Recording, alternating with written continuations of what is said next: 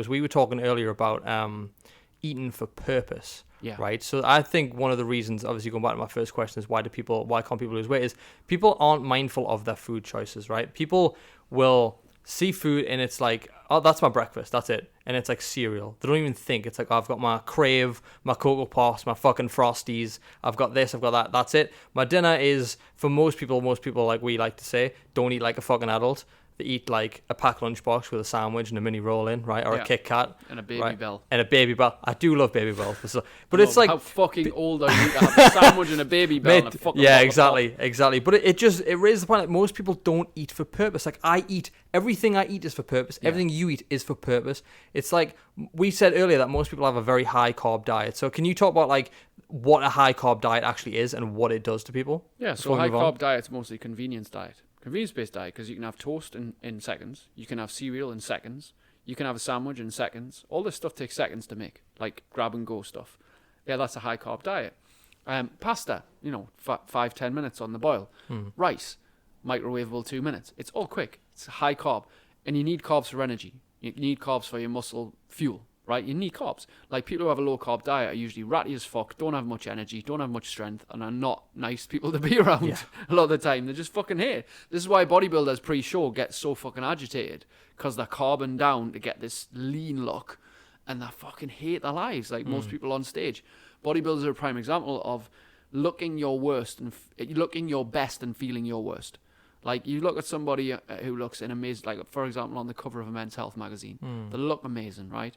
But I guarantee they feel like shit. Yeah. Because they've carved down, they've stripped their water to get that lean, tucked-in look and everything. And they most likely feel like crap. They look great, but feel like crap. Yeah. So there's, that's kind of a little bit on the side, but the high-carb diet is just a convenience-based diet. And again, we're talking about this. Convenience will always win.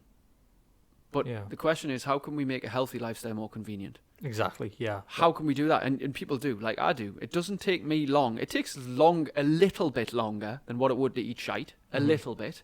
But providing you've planned and you've prepped and you've done enough preparation to be able to dedicate yourself an extra 5 minutes here or whatever, then you can make it happen. I make it happen every day. I eat clean 90% of the week. Yeah. And it doesn't take up much more of my time to do so. It's just been a little bit...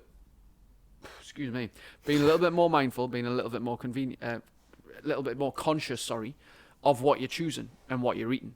Yeah, 100%. And I think we spoke as well, like, so I added up, we don't name names on this podcast, right? But I added up someone close to me. I added their daily protein intake, right? They've been going to the gym for a while. I added up their daily protein intake, and guess what? It was about 25 grams daily, which is nothing. Like, what's the actual formula for how much protein should be taken in? Is it like a gram per kilo body weight, something like that? A gram per pound of body weight, but that's depending on the person. Like, right. If you've got somebody who doesn't train at all, who sits Down all day, who does very little, then that would probably be too much protein for them.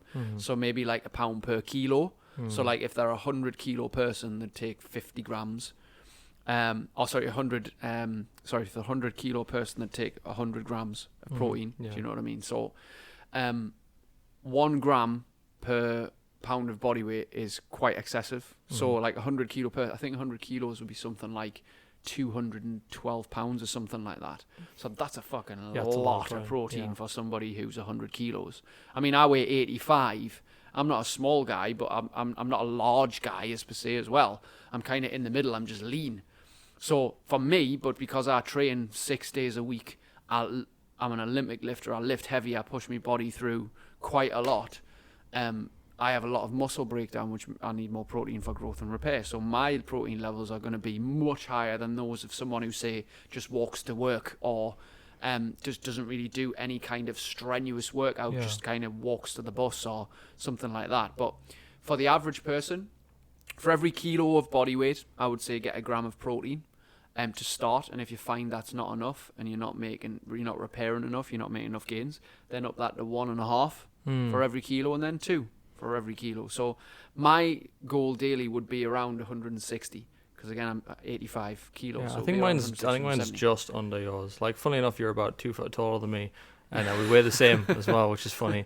But yeah, it is incredible how people don't really pay much attention to their food. Like, I'll go out for food with some people, and it's like it is just pure carbs.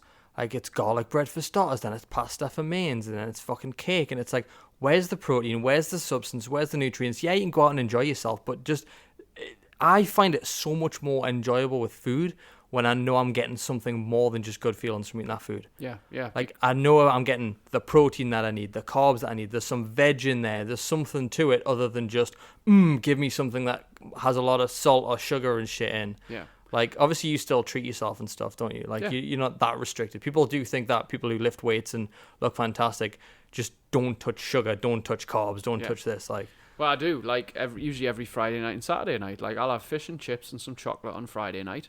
And then I'll train Saturday morning, and then Saturday night I might go out for a 3-course meal. Yeah. And I'll have whatever the fuck I want on that 3-course meal. But you rest earned that though. yeah, exactly. But the rest of the week is spot on. The rest Mm-hmm. of the week is really good. It's greens, it's high protein, it's hardly any processed food. It's enough carbs to keep me going, but not too much where I feel bloated and sluggish. And there's a phrase that says train for sanity, not vanity. Yeah. And like I said at the start, like, people get into the gym or get into running or get into some kind of physical activity and health routine because ultimately they want to look better. They want to be a little bit more vain. And there's nothing wrong with that. There's nothing wrong with taking pride in your appearance. But eventually they start to realise when they lose a few pounds and they feel better in their clothes and they're getting a bit better in their performance, they start to realise, actually, my mind needs this more than my body. So this is why you should train for sanity, not vanity.